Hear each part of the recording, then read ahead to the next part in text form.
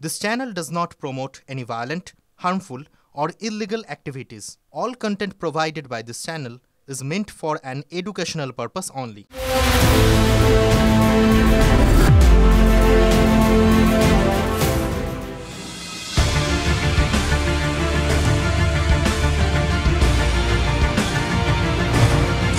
দমদম থেকে লড়াই করবেন দীর্ঘদিনের জনপ্রতিনিধি, মানুষের সর্বক্ষণের সাথী প্রফেসর সৌগত রায়।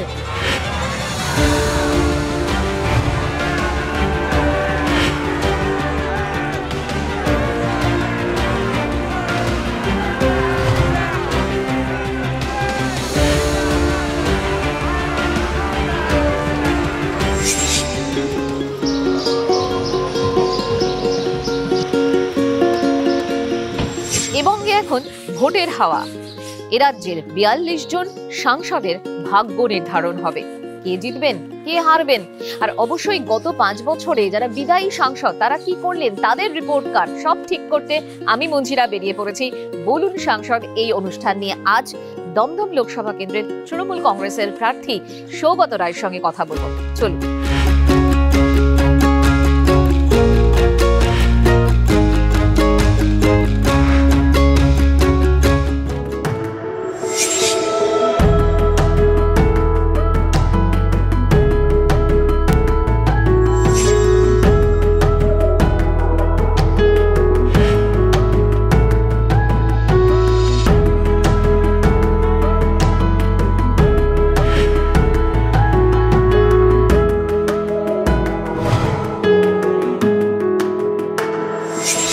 অধ্যাপক এবং বর্ষিয়ান একজন রাজনীতিবিদ সৌগত রায় দমদম লোকসভা কেন্দ্রের এবারের তৃণমূল কংগ্রেসের প্রার্থী এবং বিদায়ী সাংসদ সৌগত রায় আমাদের সঙ্গে রয়েছেন। সৌগত বাবু নমস্কার।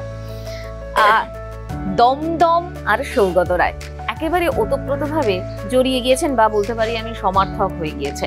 গতবার আমি যদি খুব ভুল না করি তাহলে প্রায় ৫৩,০০০-এর মার্জিন ছিল। এবারে কি মার্জিনটা একটু বাড়বে কি মনে হয়? মানে ক্ষয়িষ্ণুতাটা তো অনেকটাই স্বাভাবিক, তাই না? বাড়বে বলে আমার আশা। গতবার যে কোনো কারণেই একটু মোদির প্রভাব ছিল। মোদি নিজে আমার এলাকায় মিটিং করেছিলেন।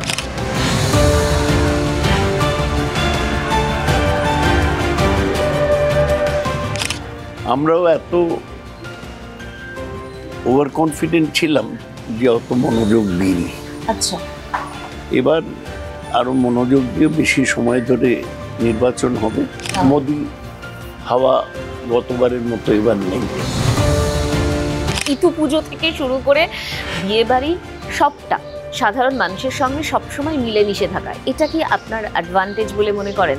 রাজনৈতিক কর্মসূচি ছেড়ে দিন, সামাজিক কর্মসূচিতে আমি যাওয়ার চেষ্টা করি। তাতে হয়তো একটু স্ট্রেন হয়, কিন্তু আমি তার থেকে বিরত থাকি না।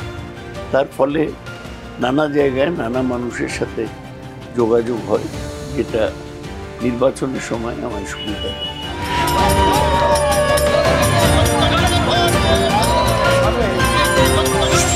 আচ্ছা, গত ৫ বছরে কি কি করলেন আপনি যদি নিজের রিপোর্ট কার্ড তৈরি করেন? গত ৫ বছরে ২ বছর করোনার জন্য টাকা দেয়নি নরেন্দ্র মোদী সরকার। ১৭.৫ কোটি টাকা পেয়েছে, এর পুরোটাই আমি খরচ করেছি। ছোট প্রজেক্ট দমদম রোডে একটা ব্রিজ সম্পূর্ণ হয়েছে ৩ কোটি টাকা।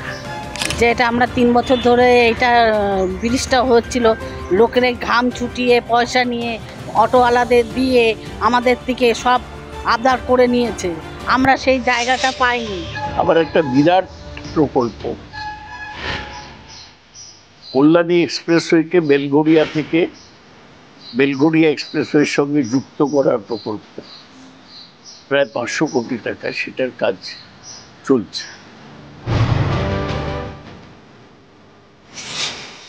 আমার এলাকায় অনেক কটা উন্নয়নের কাজ হচ্ছে রাজ্য সরকারের মাধ্যমে, যেমন বরানগর কামারহাটি জল প্রকল্পের ক্ষমতা 4 গুণ বাড়াবার একটা প্রকল্প শুরু হয়েছে।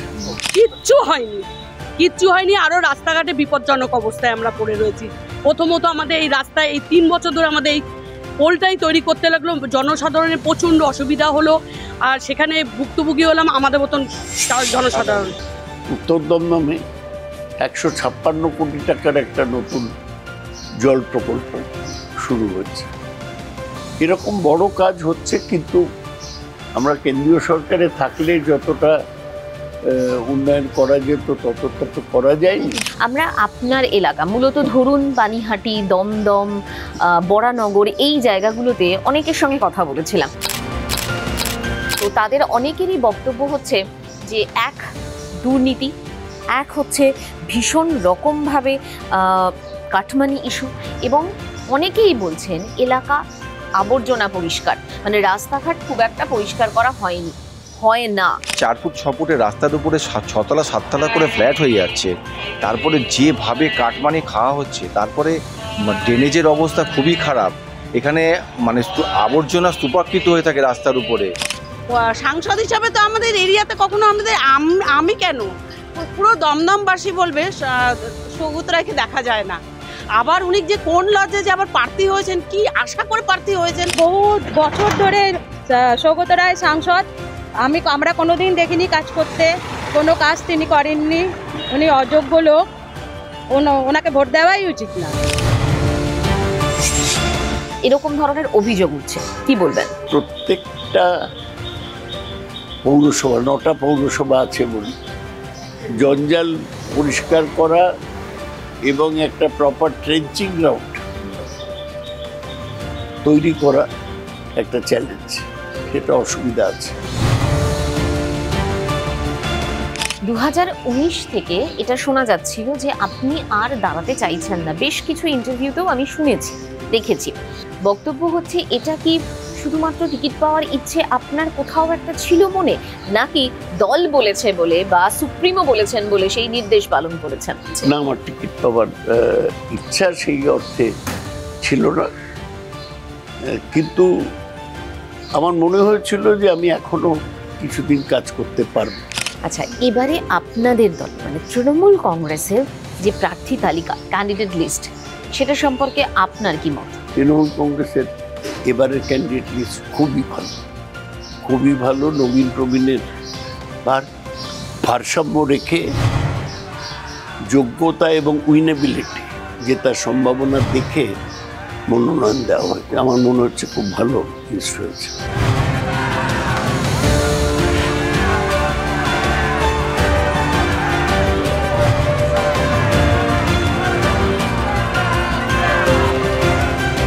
শুভেন্দু অধিকারী, বিশ্বজিৎ কুণ্ডু, এরকম অনেক নাম আপনার অস্বস্তি বাড়িয়েছে? না না, কিছু অস্বস্তি। বিশ্বজিৎ কুণ্ডু কি আমি জানি না। আর শুভেন্দু অধিকারীকে আমি পার্টিতে রাখার চেষ্টা করেছিলাম মমতা ব্যানার্জির নির্দেশে। উনি যে আগের থেকে বিজেপির কাছে বিক্রি হয়ে যাবে কি করে বলবো।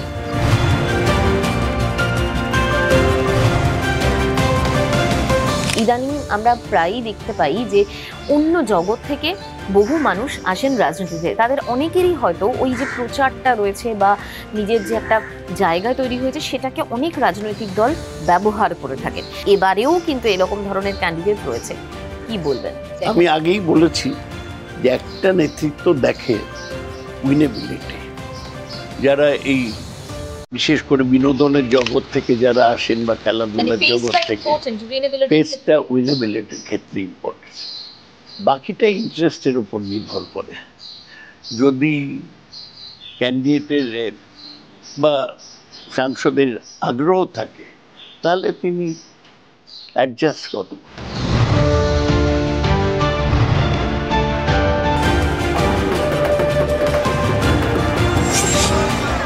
আমরা এবার চেষ্টা করছি যাতে সংসদে গিয়ে সক্রিয় হবে এমন ব্যক্তিরা মনোনয়ন পায়।